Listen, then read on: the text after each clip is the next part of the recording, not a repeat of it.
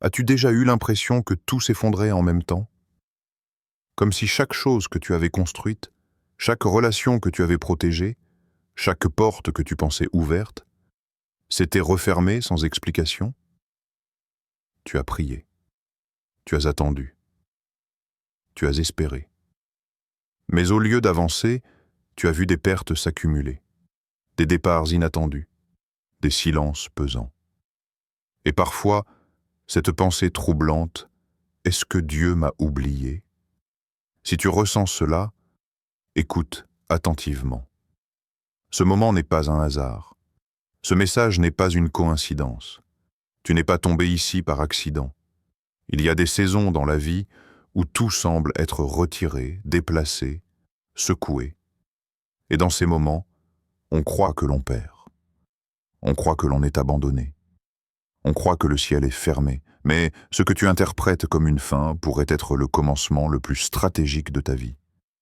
Il existe un processus que peu de gens comprennent. Avant chaque élévation, il y a un réajustement. Avant chaque restauration, il y a un nettoyage. Avant que quelque chose de plus grand n'entre dans ta vie, quelque chose d'ancien doit quitter l'espace. Ce n'est pas une punition. Ce n'est pas un rejet. C'est une préparation invisible.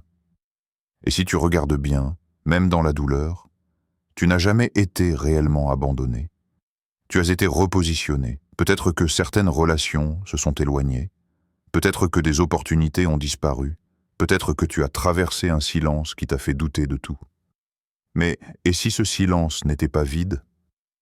Et si pendant que tu ne voyais rien bouger, quelque chose se construisait en profondeur? Il y a des œuvres qui commencent dans l'invisible avant d'apparaître dans le visible. Et ce qui semble lent peut en réalité être précis. Aujourd'hui, je veux que tu considères une idée différente. Ce que tu as perdu n'a pas été effacé. Cela a été déplacé. Ce qui t'a été retiré n'était pas destiné à rester dans ta prochaine saison. Et ce qui arrive maintenant ne ressemblera pas à ce que tu as connu auparavant. Ce sera plus solide, plus aligné, plus grand que ce que tu imaginais. Si tu sens que ce message résonne en toi, prends un instant maintenant. Abonne-toi à la chaîne pour ne pas manquer les prochains messages et écris en commentaire. Je suis prêt pour ma restauration. Reste jusqu'à la fin, parce que ce que tu vas entendre ensuite pourrait changer la manière dont tu interprètes chaque perte que tu as traversée. Ce n'est pas la fin de ton histoire, c'est le début d'un rétablissement que tu n'avais pas prévu. Et tout commence maintenant. 1. Pourquoi la perte était nécessaire? Il y a une question que beaucoup évitent de poser. Pourquoi Dieu permet-il la perte, surtout quand nous faisons de notre mieux pour rester fidèles? Pourquoi certaines choses s'effondrent-elles précisément au moment où nous pensions enfin être stables? La vérité, c'est que toute élévation exige une séparation. On ne monte pas avec tout ce que l'on portait hier. Chaque nouveau niveau demande un allègement. Imagine un arbre au printemps. Avant que les nouvelles feuilles apparaissent, les anciennes doivent tomber. Ce n'est pas un accident de la nature. C'est une loi de croissance. De la même manière, il existe des saisons où certaines personnes, certaines habitudes, certaines opportunités quittent ta vie non pas parce que tu as échoué, mais parce que tu changes de dimension. Ce qui était suffisant hier devient insuffisant demain. La perte fait mal parce qu'elle touche notre attachement. Nous nous habituons au visage, aux lieux, aux routines. Nous associons la stabilité à la sécurité. Pourtant, ce qui semble stable peut parfois limiter notre expansion. Il y a des environnements qui nourrissent la version actuelle de toi, mais qui étoufferaient la version future que tu es en train de devenir. Alors, au lieu de t'élever avec un poids inutile, la vie procède à un tri. Ce tri n'est pas cruel. Il est stratégique. Il ne vise pas à te diminuer, mais à t'ajuster. Pense à un athlète qui se prépare pour une compétition plus intense. Son entraînement change, Son alimentation change. Son rythme change. Certaines choses qu'il appréciait doivent être abandonnées.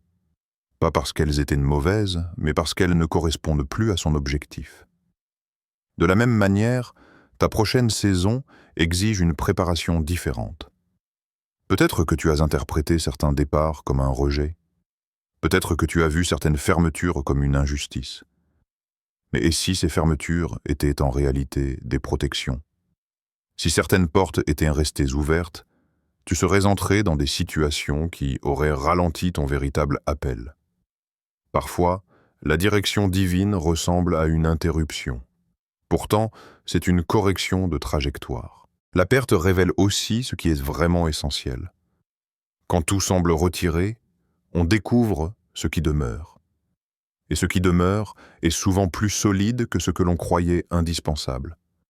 C'est dans ces moments que ton caractère se fortifie, que ta vision se clarifie, que ta dépendance change de fondation. Tu n'as pas été dépouillé pour être humilié. Tu as été allégé pour pouvoir avancer plus loin. Ce qui quitte ta vie n'emporte pas ta valeur. Cela libère simplement de l'espace. Et cet espace, même s'il paraît vide aujourd'hui, est en train de devenir le terrain d'une construction plus grande que ce que tu avais prévu.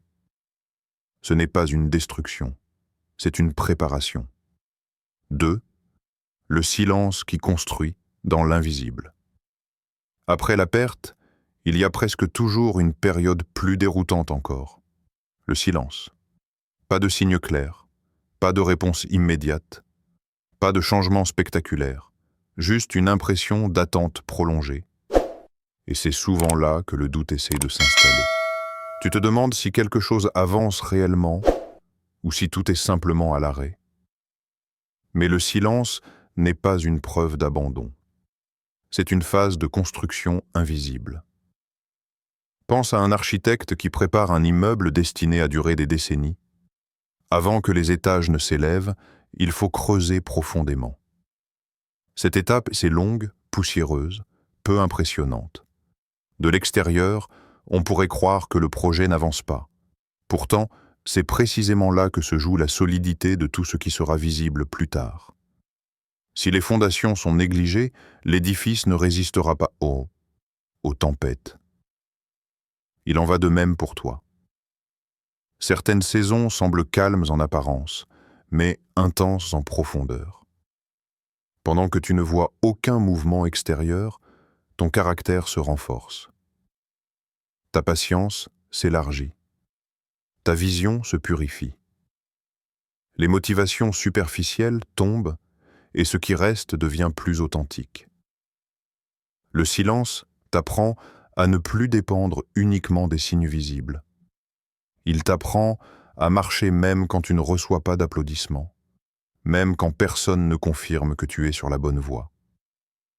Cette maturité intérieure est indispensable pour la prochaine étape. Car si tout arrivait immédiatement, sans préparation, tu pourrais perdre ce que tu viens de recevoir. Beaucoup interprètent le silence comme une stagnation. Pourtant, l'absence de bruit n'est pas l'absence d'activité. Certaines des plus grandes transformations se produisent loin des regards. Pendant que tu attends, des connexions se forment, des circonstances se synchronisent, des portes se préparent à s'ouvrir au bon moment, pas avant. Le silence agit aussi comme un filtre. Il révèle ce qui est réellement important. Quand les distractions diminuent, tu vois plus clairement. Tu comprends mieux ce que tu veux vraiment. Tu discernes ce qui mérite encore ton énergie et ce qui doit être laissé derrière. Et observe-toi. Même si rien n'a encore changé extérieurement, quelque chose en toi a évolué. Tes réactions sont différentes. Tes priorités ont bougé. Ce qui te bouleversait autrefois ne t'affecte plus de la même manière. Ce sont des signes que la construction est en cours. Tu n'es pas bloqué. Tu es en préparation, le silence n'est pas une porte fermée. C'est une salle d'attente stratégique. Et lorsque ce qui a été préparé dans l'ombre commencera à apparaître à la lumière, tu comprendras que chaque instant de calme avait une fonction précise dans ta restauration. 3. L'échange qui précède la restauration. Il existe une loi que beaucoup découvrent seulement après l'avoir traversée. Chaque nouvelle saison exige un échange. On ne reçoit pas le nouveau en gardant intact tout l'ancien. Il y a un passage, une transition, un moment où quelque chose doit être relâché pour qu'autre chose puisse être confiée. C'est souvent là que la lutte commence. Parce que même lorsque nous prions pour l'élévation, nous voulons conserver ce qui nous est familier. Nous demandons l'expansion, mais sans perturbation. Nous désirons la croissance, mais sans séparation. Pourtant, l'évolution ne fonctionne pas ainsi. On ne peut pas porter un appel plus grand avec une mentalité restée au niveau précédent. Certaines relations se sont peut-être éloignées. Non pas parce que tu n'étais pas digne, mais parce que ton avenir exige un environnement différent. Certaines opportunités se sont fermées. Non pas pour te limiter, mais pour t'éviter de t'attacher à ce qui aurait plafonné ton potentiel. Ce qui a quitté ta vie n'était pas toujours mauvais.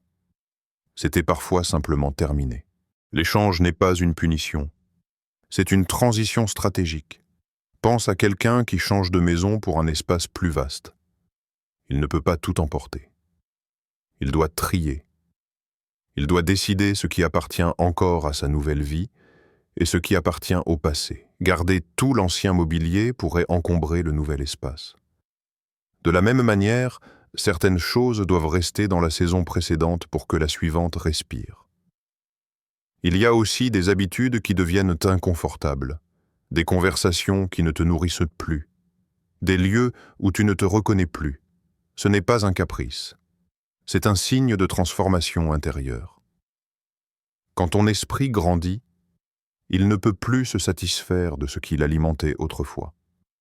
Ce décalage est la preuve que tu avances. L'échange peut donner l'impression d'avoir les mains vides pendant un temps, mais ces mains vides ne sont pas un échec. Elles sont une préparation.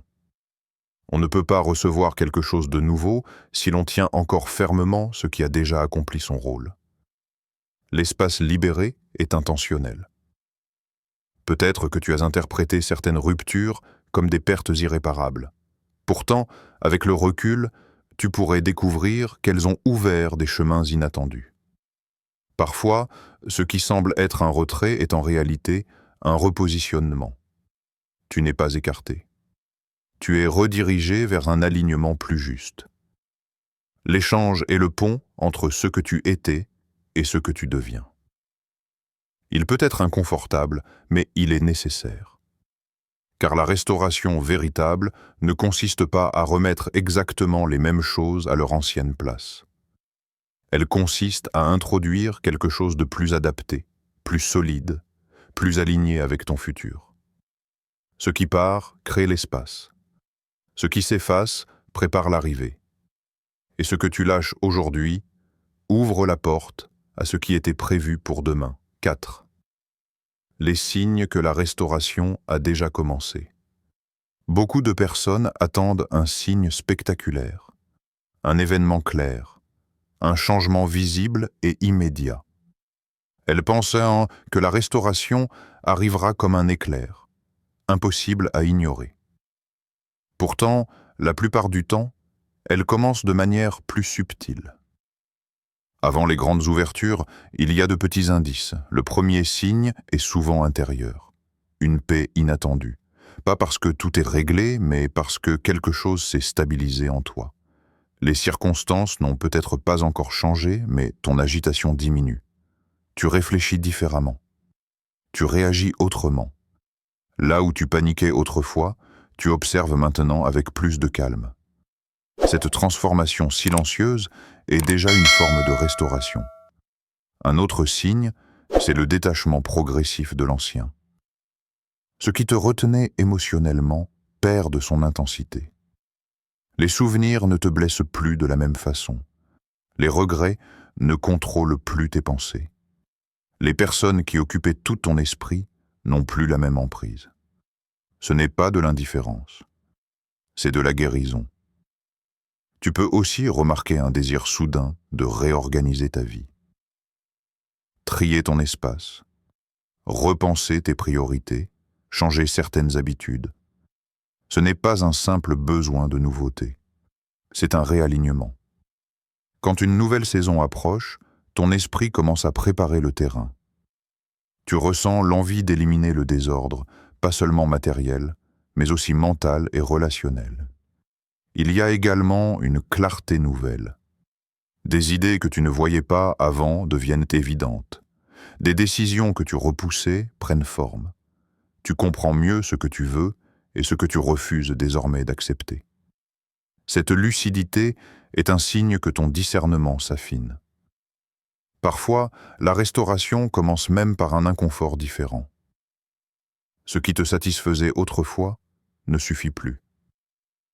Tu sens que tu es prêt pour plus, même si le plus n'est pas encore visible. Ce décalage n'est pas de l'ingratitude. C'est la preuve que tu n'es plus destiné à rester au même niveau. Regarde attentivement. Malgré tout ce que tu as traversé, tu es encore debout, tu as appris, tu as mûri, tu as résisté à des moments que tu pensais insurmontables. Cette force intérieure que tu possèdes aujourd'hui, tu ne l'avais pas auparavant.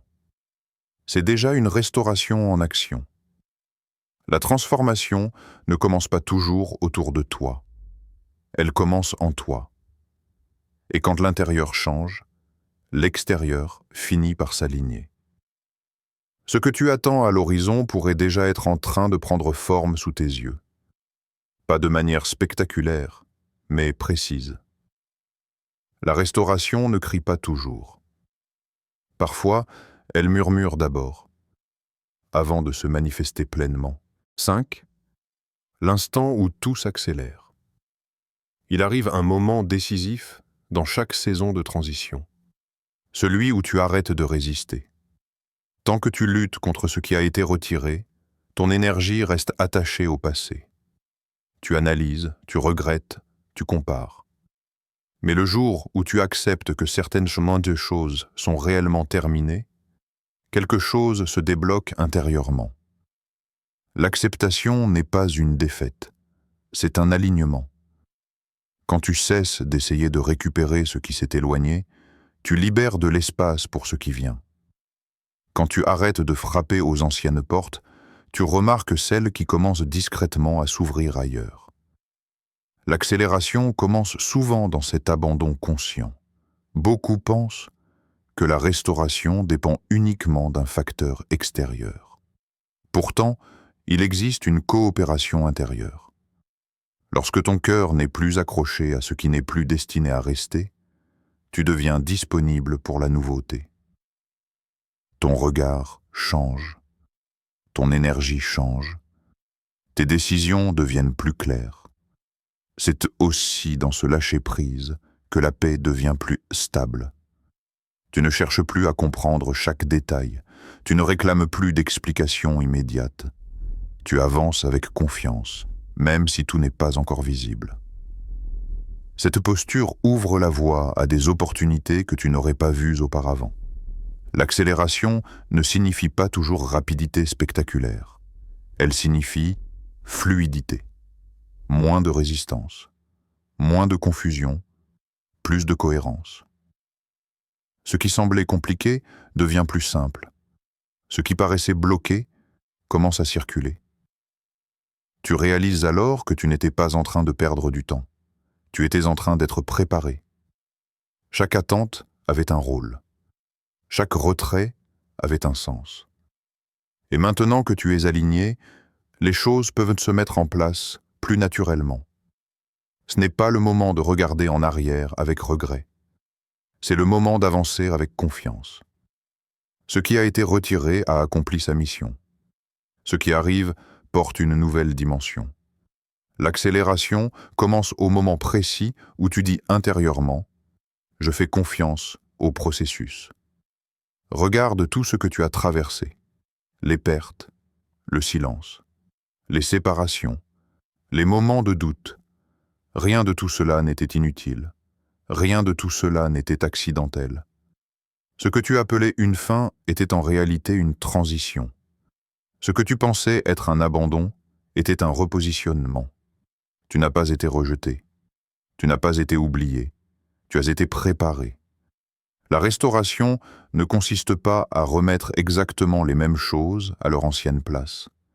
Elle consiste à t'emmener vers quelque chose de plus aligné, plus solide, plus durable. Et si tu regardes attentivement, elle a déjà commencé en toi. Reste confiant, reste attentif. Continue d'avancer. Si ce message t'a parlé, abonne-toi et écris en commentaire. Ma restauration commence maintenant. Souviens-toi, ce n'était pas une fin. C'était un transfert vers une nouvelle saison.